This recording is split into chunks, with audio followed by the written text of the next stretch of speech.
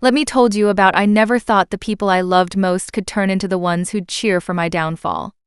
But that's exactly what happened the day my brother mocked me in front of his friends at his backyard barbecue, and my sister, my own flesh and blood, told someone she wished I'd get into an accident. Yeah, an accident. Tell me, if your own siblings treated you like that, would you forgive them, or would you make them regret it like I did? It started that Saturday. My brother, Mark, was hosting one of his usual weekend BBQs. He was the funny one, always the life of the party, the golden child everyone loved.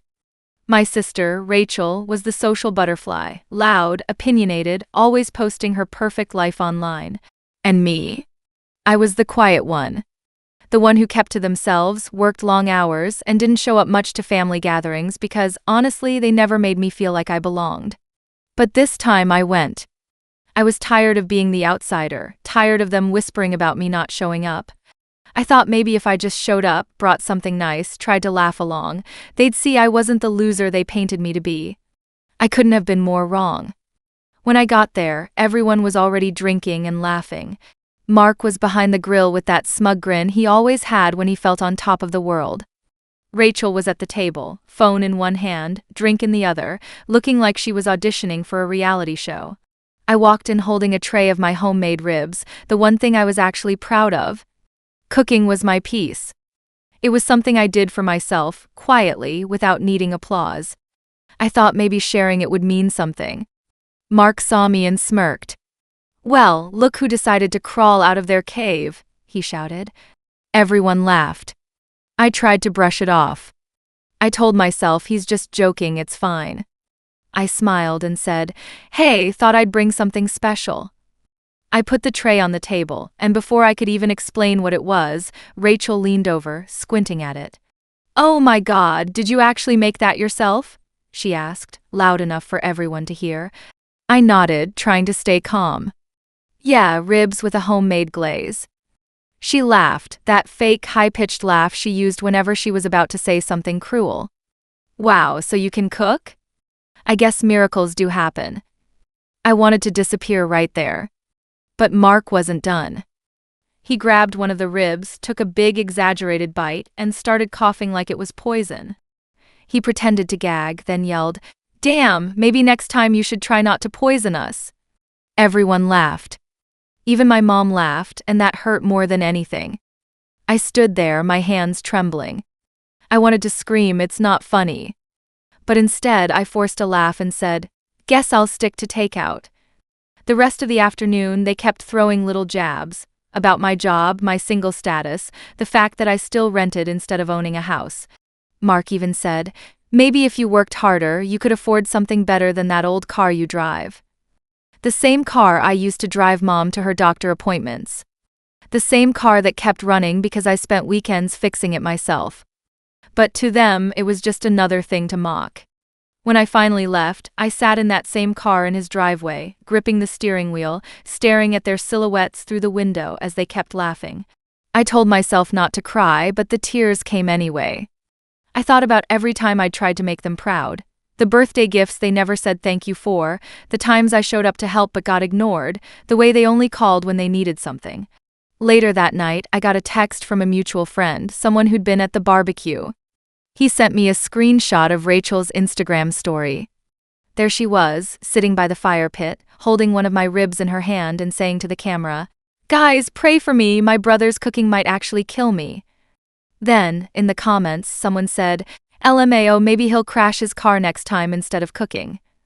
And Rachel had replied with a laughing emoji and said, "One can only hope." My hands went cold when I read that. She wanted me to crash? To get hurt? Who says that about their own brother? I stared at the screen for a long time.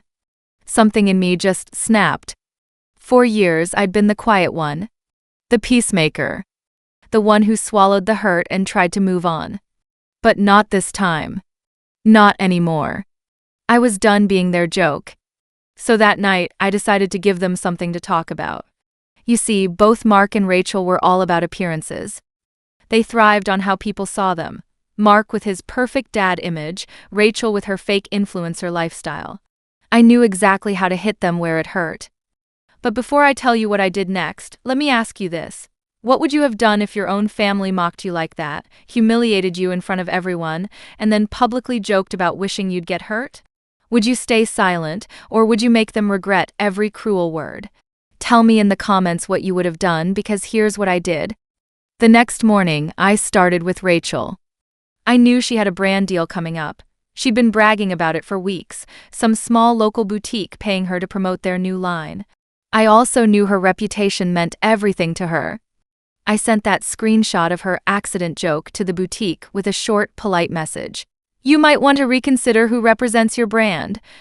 Here's what she says publicly about her family. I didn't sign it. I didn't have to. Within hours, her story was gone. By the end of the day, her account was temporarily disabled. Apparently, the boutique dropped her, and she went on a rant in the family group chat, accusing jealous people of sabotaging her. I didn't respond. I just watched. Then there was Mark. His weakness was his ego.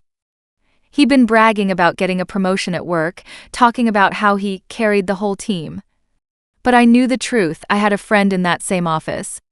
Mark had taken credit for someone else's project. I sent that coworker an anonymous email with proof, screenshots of messages Mark had sent me bragging about stealing ideas. That coworker took it straight to HR. Within a week, Mark's promotion got canceled. His boss started re-evaluating his role. When I saw him next at Mom's house a week later, he looked miserable. He tried to joke like always, but his energy was off. Rachel was sulking in the corner, glued to her phone, her fake nails tapping like she was trying to scratch her way out of reality. Mom asked if I'd heard about their bad luck. I just shrugged and said, "Guess karma finally caught up." But it didn't end there. A few days later, Rachel called me, crying. She said, "I know it was you. I don't know how, but I know it." I stayed quiet. She begged me to fix it, to talk to the boutique and explain it was just a joke. I said, "You wanted me in an accident, remember? Maybe this is the universe giving you what you wanted, just not how you expected." She hung up on me. Mark, on the other hand, tried to confront me. He showed up at my apartment, red-faced and angry. "You think this makes you better than us?" he shouted. I said, "No, it makes me equal. For once, I get to laugh too."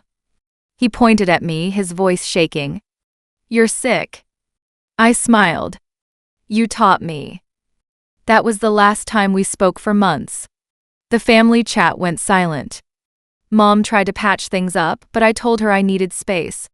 And I did. For the first time in years, I felt peace. No fake laughter, no being the punching bag. Just quiet.